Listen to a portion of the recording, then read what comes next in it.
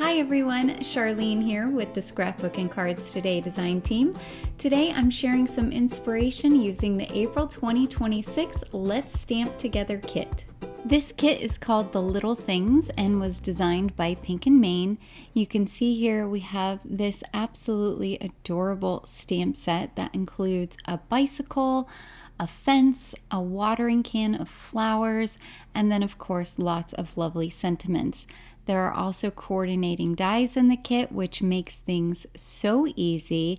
And then finally, there is this beautiful floral stencil that I'm definitely going to be using today. I'm starting out with some alcohol marker friendly cardstock and ink.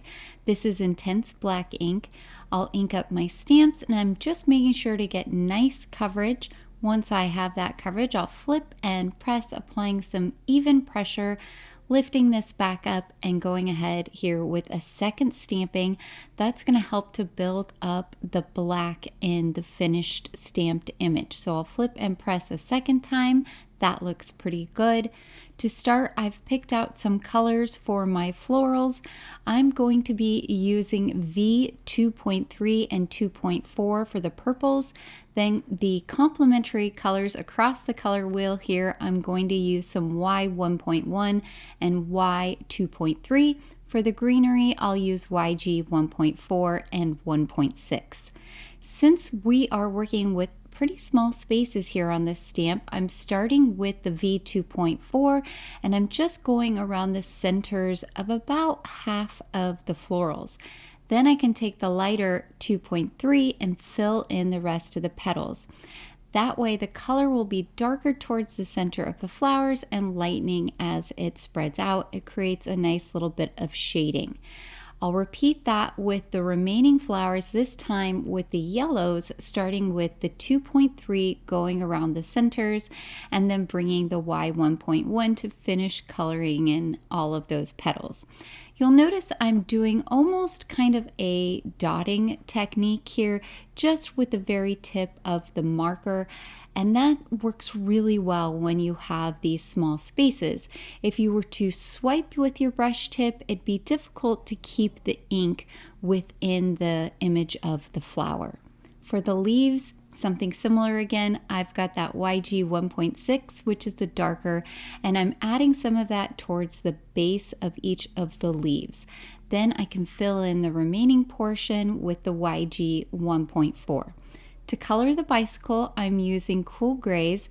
I have CG3 here, and I'm coloring in all of the main parts of the bicycle with the CG3. Then I have CG5, which is a little darker, and I'll use this to add some shading. I'm putting a little bit underneath the seat, and then around these back florals, I'll put some where the different pieces of metal meet on the bike. And I'll bring some up around this bottom circle portion. I'm also going to bring some out here by the spokes and then some on the sides of that piece that comes across, as well as some underneath where the flowers in the front are. That just gives a little bit of variation, makes the bicycle seem more lifelike. Then with some CG1, which is a lighter gray, I'm going to color in the center portion of the circle down by the petal. And for the bicycle seat, I'll bring in some blues. I have B0.5. I'm running that along the bottom portion of the seat, and then I'll bring in a lighter B0.3 right along the top. For the centers of the florals, I'm using a little dot of O2.4. It's a nice bright orange, and that's really going to work well in contrast with the blues that we have in our image. Now, I notice I missed the handlebars up here, so bringing back in that CG3 to color in those handlebars. And then I'll bring in that same B0.5 and I'm going to color in underneath the florals of the basket area. So I'm going to make this look like the basket actually has a cloth liner on the inside of it. So I've got the darker color along that first portion of the basket, then the lighter B0.3 to color in the bottom sections. For the wheels, I'm bringing in CG9. This is a very, very dark, cool gray. It's almost black, but not quite. I like to use this in place of black.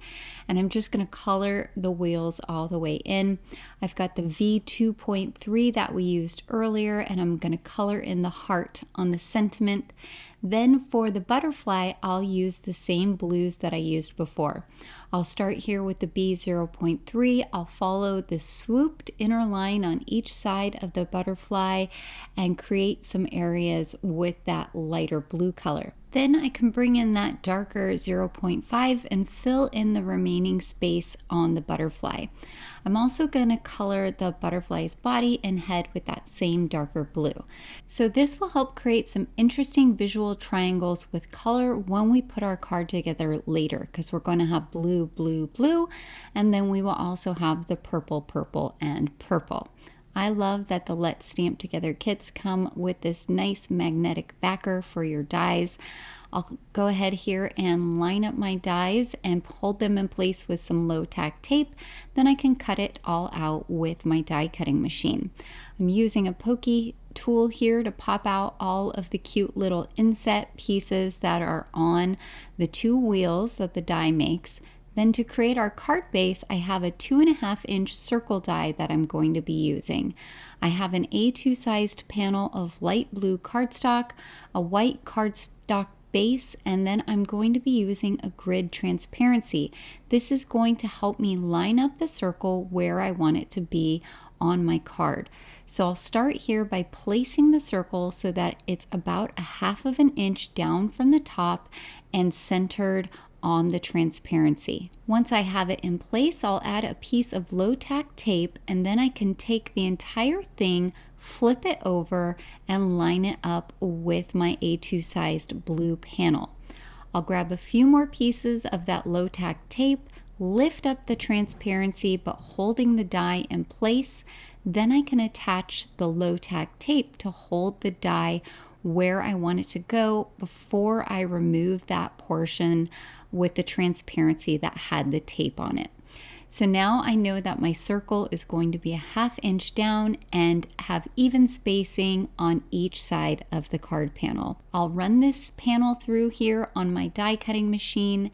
Once I've cut that out, I'm going to place it over the top of my white card base, and I'll use some tape just to temporarily hold it in place on each side. Then I can bring in a pencil and run it along the inside of the circle there, so that way I draw a circle onto the card base. I'll remove the top panel, then take that same circle die I used before and line it up around the penciled circle.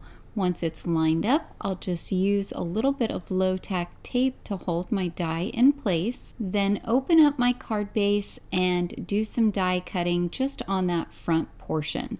So I'll put my top plate on and then run this through the die cutting machine until I feel that the die has gone through, and then I will reverse it and go all the way back out. That will help to reduce any little nicks or marring on my card base.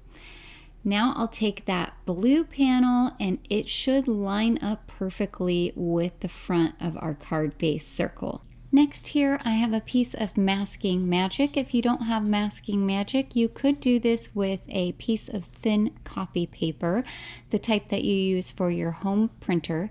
I'm cutting out the same circle from the center that I used before. Now I'll remove the backing from the masking magic and I'm going to place it over the floral stencil. I have here an A2 sized panel of acetate. I'm going to take our stencil that we put the masking magic on and I'm going to place the acetate back behind it. I have a piece of low tack tape that I'm going to use to adhere it on the back. But before I do that, I'll grab my blue panel that I have already cut and I'm going to put this around where that circle is with the masking magic. Once that's lined up, I can line up my acetate to match the blue panel. And that will be helpful later when we're putting our entire card base together. Once everything is in place, I'll take that low tack tape and tape it so that the acetate is stuck to the back of the stencil. Next, I have here some iridescent glitter relief paste. You can do this with any kind of paste. I'll open this up and grab some of it with my spatula, and I'll bring a little bit across the top here, taking care not to let any of that paste get outside of the areas of my masking magic. I'm just swiping down and filling in all of those florals. Once I have them all filled in, I can lightly scrape off the excess back into the jar. Then I will carefully lift up my stencil off of the acetate and pull it away from the tape. I'm going to set that acetate aside to dry. In the meantime, I'll go ahead and wash my stencil, throw away that masking magic, and wash my tools as well. My piece is all dry now. It does take a little bit of time to dry, so you could choose to do that first step with the stencil before you do anything else for your card. It gives you this beautiful glittery raised effect. So now we can put everything together. I have some double-sided tape here. You also could use liquid glue. It does work on acetate, just takes a little bit more time to dry. I'm adding the double-sided tape to the blue panel, and I'm only going to remove one of the strips of the double-sided tape's release paper. So that way I can easily place everything, make sure it's all nice and lined up. And once it looks good, I can go ahead and press down along that top portion, adhering the two pieces together. Then I'll flip everything over, lift up the acetate, and I can remove the rest of the release tape. That way I know when it lays down, it's all going to lay down exactly where it is supposed to. So now we have this fun window effect here. If you have any acetate that's hanging off along the sides, now is when you would want to take a pair of scissors and just trim off that excess. I'll flip the whole thing over again. We're going to repeat the process. We'll add tape all the way along the back. Then again, I'll just remove the release tape from one of the strips, grab my card base, and once it's lined up, I can press down on the top portion, flip the entire thing over again, and remove the rest of the release tape. Then we have this beautiful window that we've created in the front of the card. Now, you may be wondering whether or not the masking magic cutout on the stencil is necessary. That really depends on how thick your finished paste is going to be. This is a fairly thin paste, so I probably could have gotten away without it, but by doing this, you ensure everything is nice and flat and clean going around on the edges of your card. I went ahead and laid everything out where I want it to be, so I'll pick up each of the pieces with my tweezers, add glue to the back of them, then place them where I want them to be on the card. Once they're all placed, I'm putting an acrylic block on top to help it dry. Last but not least, I'll add a few galaxy sticky gems here and there. I've created a triangle here as well as one towards the top left. And here is the finished card. I absolutely love this fun window with that beautiful sparkle paste back there. It just adds a really nice extra touch to your card, and it fits flat and easily into an envelope. I hope that you all picked up some tips and tricks today. Please be sure to like and subscribe, as well as hit the notification bell so that you'll know about future videos here on the Scrapbook and Cards Today YouTube channel. Thank you so much for watching, and have a great day.